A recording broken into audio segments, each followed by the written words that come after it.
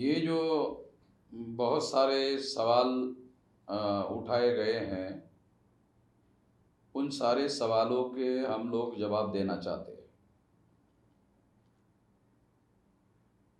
और वो जवाब देने के पहले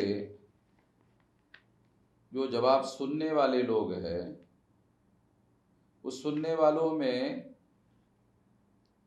एक तो आरएसएस के लोग होंगे, ब्राह्मण लोग होंगे, क्षत्रिय लोग होंगे, वैश्य लोग होंगे, और वर्ण व्यवस्था में जिन ओबीसी के लोगों को शूद्र घोषित किया गया है, ऐसे ओबीसी के लोग भी होंगे। फिर उसके बाद में और 3 प्रकार के लोग हैं जो आउटकास्ट है, जिसे बाबा साहब अम्बेडकर ने आउटकास्ट कहा है, यानी वर्ण बाह्य कहा है। उसमें बहुत बड़ा वर्ग जो है वो शेड्यूल कास्ट का है, जिसे ब्राह्मण धर्म के अनुसार अछूत कहा जाता है, अछूत माना जाता है। और दूसरे आदिवासी लोग हैं जिनको शेड्यूल ट्राइब कहा जाता है अंग्रेजी संविधान में। और तीसरे है नोमैडिक ट्राइब। तो नोमैडिक ट्राइब के लोग जो है, nomadic tribe, criminal tribe, semi nomadic tribe, ऐसे लोग हैं।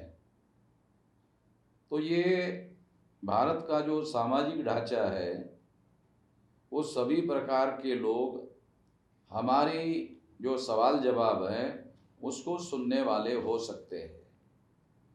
तो जो अलग अलग सुनने वाले लोग हैं, वो उन लोगों को सुनने के दौरान कुछ अवरोध पैदा होते हैं। उन अवरोधों को ध्यान में रखते हुए पहले कुछ बात मैं उस संदर्भ में कहना चाहता हूँ। पहली बात तो ये है कि इसमें ब्राह्मण लोग जो है वो सुनने वाले हो सकते हैं।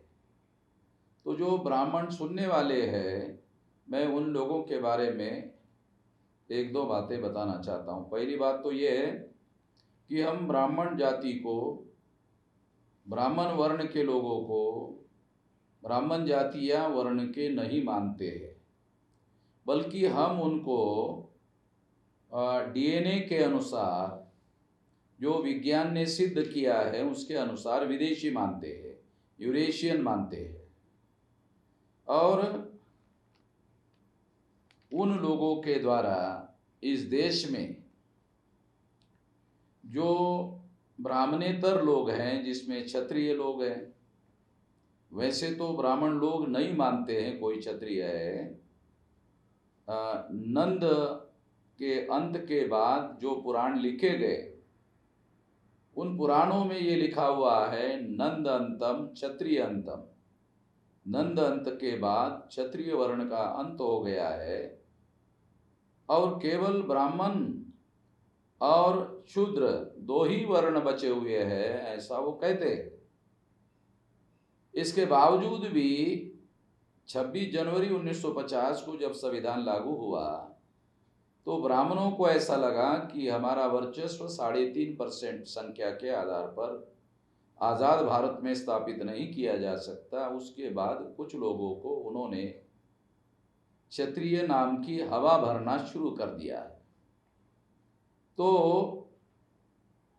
ऐसे जो बहुत सारे लोग हैं, एक तो ब्राह्मण लोग हैं जो इस संबंध में बहुत सारी क्रिया प्रतिक्रिया करते हैं और गाली गलौज भी करते हैं और धमकियां देने का भी काम करते हैं। और उनके समर्थन में क्षत्रिय लोग खड़े होते हैं, तो उन क्षत्रिय लोगों को उनके समर्थन में खड़े नहीं होना चाहिए, मगर वो होते हैं। अगर हम पुराणों का अध्ययन करें तो पुराणों में एक कहानी आती है कि परशुराम ने इस पृथ्वी को 21 बार निक्षत्रिय किया, यानी क्षत्रियों का निपात किया। और क्षत्रियों का निपात किया ऐसा उन्होंने खुद ब्राह्मणों ने अपने ग्रंथों में लिख कर रखा है। ऐसा बाबा साहब अम्बेडकर ने फिलॉसफी ऑफ हिंदुइज्म नाम के किताब में लिख कर रखा है। तो 21 बार निक्षत्रिय करने के बाद तो सारी क्षत्रानियां विधवा हो गई, और वो विधवा क्षत्रानियां ब्राह्मणों के पास गई और ब्राह्मणों को उन्होंने कहा, है ब्राह्मण देवता, इस पृथ्वी को क्षत्रिय विहीन नहीं रखा जा सकता, हमसे क्षत्रिय पैदा करो। ब्राह्मण देवता प्रसन्न होकर उनसे उन्होंने क्षत्रिय पैदा किए। ऐसी कहानी वहां पर लिखी हुई है, लिखित है, ये ब्राह्मणों के द्वारा लिखा हुआ है। हम कह नहीं रहे हैं, ये ब्राह्मणों ने लिखा हुआ है, इसका डॉक्यूमेंट्री एविडेंस है। इस डॉक्यूमेंट्री एविडेंस के आधार पर ब्राह्मण ये कह रहे हैं कि जो वर्तमान क्षत्रिय है वो ब्राह्मणों की नाजायज औलाद है। और अगर क्षत्रिय लोग अगर ब्राह्मणों का समर्थन करते हैं तो उनको ध्यान रखना चाहिए कि उनके ब्राह्मणों के इतिहास में, धर्म ग्रंथों में, किताबों में क्षत्रियों को इस तरह से हरामियों की औलाद घोषित किया गया है। तो उनके समर्थन में क्षत्रियों को खड़े होने की कोई ज़रूरत नहीं होनी चाहिए, फिर भी खड़े होते हैं। तो इसका एक कारण ब्राह्मणों की मानसिक गुलामी स्वीकार किए हुए लोग ही ऐसा करते हैं, ऐसा कहा जा सकता है। दूसरी बात, क्षत्रिय के नीचे वैश्य वर्ण के लोग हैं जिनके बारे में गीता में लिखा हुआ है, वैश्य, स्त्री और शूद्र ये पाप योनि है। पाप योनि का मतलब है इनका जन्म ही पाप है, और जब ये हमें शरण आते हैं तब ही ये लोग पवित्र हो जाते हैं, ऐसा गीता में लिखा हुआ है। ऐसा डॉक्यूमेंट्री एविडेंस हमारे पास उपलब्ध है। साथियों, जो बातें हम लोग कहना चाहते हैं वो वैश्यों के रेफरेंस में भी ये बात यहाँ पर लिखी हुई है, और ये एक बड़ी वजह है जिसकी वजह से वैश्य लोग धर्म परिवर्तन करके जैन धर्म में धर्म परिवर्तन हो रहे हैं। ये बात उनको अच्छी लगती नहीं है, इस वजह से ऐसा हो रहा है। ये तीसरे वर्ण के रेफरेंस में है। जो चौथा वर्ण है वो चौथा वर्ण है शूद्र। इस शूद्र से ही ओबीसी वर्ण बना है, ऐसा ब्राह्मणों के धर्मशास्त्रों के आधार पर जो इलाहाबाद हाई कोर्ट के वकील थे वर्मा जी, उनकी किताब हमारे पास में है। उन्होंने ब्राह्मण धर्म शास्त्रों का, ग्रंथों का इतिहास पढ़कर सबूतों के साथ उन्होंने ये हमें लिख कर दिया था, और वो किताब पब्लिश है, वो सारा डॉक्यूमेंट्री एविडेंस है। उस डॉक्यूमेंट्री एविडेंस के अनुसार वो ये कहते हैं कि ओबीसी ही शूद्र वर्ण है। यानी उनके किताब का टाइटल था कौन है शूद्र, कौन है ओबीसी, ब्राह्मण है, क्षत्रिय है, वैश्य है या फिर शूद्र है। और फिर उन्होंने यह सिद्ध किया कि ओबीसी दूसरा तीसरा कोई है नहीं है, ब्राह्मण धर्म के अनुसार शूद्र वर्ण का है। हमने जब रामचरितमानस की चौपाई उत्तर भारत में और उत्तर प्रदेश में बताने का काम किया तो उसमें हमने ये कहा था, ढोल गवार शूद्र पशु नारी, सब है ताड़न के अधिकारी। ये चौपाई रामचरितमानस में तुलसीदास ने लिखी है। तुलसीदास ब्राह्मण है, और तुलसीदास ने ये जो लिखा है उसमें ढोल गवार शूद्र, शूद्र शब्द है। तो ये ओबीसी के बारे में है, ऐसा हमने सप्रमाण सिद्ध किया था। जब हमने ऐसा किया तो गोरखपुर से जो रामचरितमानस की किताब पब्लिश की जाती है हमारा प्रचार होने के बाद उन्होंने जब दोबारा रामचरितमानस पब्लिश किया तो उन्होंने ये खबरदारी ली और उसमें उन्होंने ढोल गवार शूद्र जो शब्द था वो हटाकर हरिजन शब्द डाला। अब हरिजन तो गांधी का उदय होने के बाद भी आया हुआ शब्द है, ये तो पुराना नहीं है, गांधी के बाद प्रचलन में आया हुआ शब्द है। इससे ये सिद्ध होता है कि ब्राह्मणों को ऐसा लगा कि जब उनको ये मालूम हो जाएगा कि हम लोगों को रामचरितमानस में शूद्र कहा गया है तो ओबीसी के लोग उसके विरोध में हो सकते हैं, इसलिए खबरदारी के तौर पर उन्होंने हरिजन शब्द डाला है।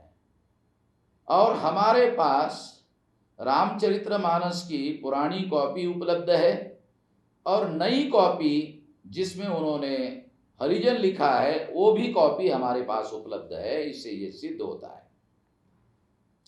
तो ओबीसी ब्राह्मण धर्मशास्त्र के अनुसार, मनुस्मृति के अनुसार शूद्र है और ब्राह्मण धर्म ने उनको शूद्र घोषित किया हुआ है। ये बात समझने की जरूरत है। शेड्यूल कास्ट के लोग, जिसको संविधान में शेड्यूल कास्ट कहा जाता है, वो अछूत है। ब्राह्मणों ने उन लोगों को जो अछूत घोषित किया, तो बाबा साहब आम्बेडकर का ये कहना है कि जिन लोगों को उन्होंने अछूत घोषित किया वो सारे के सारे लोग पूर्वाश्रम के बुद्धिस्ट लोग थे और बुद्धिस्ट लोगों का बहिष्कार करने की वजह से और उसके विरोध में घृणा अभियान चलाने की वजह से वो लोग जो है अछूत बनाए गए हैं। तो इसलिए जो अछूत लोग हैं वो लोग भी हमारी इस बात को सुनने वाले हो सकते हैं, शूद्र भी सुनने वाले हो सकते हैं, ओबीसी भी सुनने वाले हो सकते हैं। शूद्रों में दो प्रकार के लोग हैं जिनको मंडल कमीशन में ओबीसी बनाया गया है, वो एक वर्ग है। और दूसरा वर्ग ये वो है जिनको ओबीसी घोषित नहीं किया गया है। जैसे महाराष्ट्र में मराठा वर्ग है, उनको उन्होंने ओबीसी में नहीं डाला, मगर छत्रपति शिवाजी महाराज के समय से ब्राह्मण उनको शूद्र कह रहे हैं। इस उदाहरण से ब्राह्मण, क्षत्रिय, वैश्य ये तीन वर्ण छोड़कर सारे देश भर में जितने लोग हैं वो सारे के सारे चौथे वर्ण के लोग हैं, ऐसा दिखाई देता है। इसमें ये भी कहा जाता है कि जो कायस्थ लोग हैं उनको भी ब्राह्मणों ने शूद्र घोषित किया हुआ है और इसके लिए ब्राह्मण कलकत्ता कोर्ट में गए थे और इलाहाबाद हाई कोर्ट में गए थे, उसके जजमेंट भी पुराने उपलब्ध है। ये सारे डॉक्यूमेंट्री एविडेंस है जो एविडेंस इस बात को सिद्ध करता है। उसके बाद अछूतों के बाद में आदिवासी है और आदिवासी तो ब्राह्मण धर्म के अनुसार या किसी भी कानून के अनुसार वो हिंदू है नहीं है, मगर जो आदिवासी लोग बीजेपी में या आरएसएस में काम करते हैं उनका दिमाग ब्रेन वॉश करने की वजह से अपने को वो हिंदू कह सकते हैं, ऐसा माना जा सकता है, ऐसा कहा जा सकता है। तीसरा वर्ग है नॉमिडिक ट्राइब। ये नॉमिडिक ट्राइब जो है ये भी लोग जो है ये बहिष्कृत वर्ग के लोग हैं। और मैं एक उदाहरण आपको बताना चाहता हूं कि ये बहिष्कृत क्यों है। तो हमारे एक कार्यकर्ता है ऑल इंडिया के, वो गोसावी जाति के हैं और नॉमिडिक ट्राइब के हैं। जब मैं उदगीर में उनके घर में गया था, उनके देहात में, तो उनके घर के कंपाउंड में जो दीवार थी उस दीवार के अंदर एक मंदिर बनाया हुआ था। उस मंदिर में पत्थर की कुछ मूर्तियां रखी हुई थी। वो मुझे उन मूर्तियों को दिखाने के लिए लेके गए और कहने लगे कि ये किसकी मूर्ति है। मैंने कहा तो बुद्ध की मूर्ति है, ये आपके घर में कैसे आ गई है। तो उन्होंने कहा कि ये हमारे कुल देवत है और हम इनको भारती बुआ बोलते हैं। उन्होंने उन मूर्तियों को अपने घर में अभी भी सहेज कर रखा हुआ है। तो इससे ये लगता है कि जो नॉमिनिक टाइप के लोग हैं, ये लोग बहिष्कृत लोग हैं, और ये बहिष्कृत लोग भी ऐसा लगता है नाग लोग हैं और धर्म से बुद्धिस्ट लोग हैं, ऐसा कहा जा सकता है। तो इसमें अलग अलग प्रकार के लोगों का वर्णन मैंने अपनी भूमिका में आपको बताया। ये सभी प्रकार के लोग हमारी इस भूमिका को सुनने वाले हो सकते हैं, तो अलग अलग लोगों के ऊपर अलग अलग प्रतिक्रिया हो सकती है।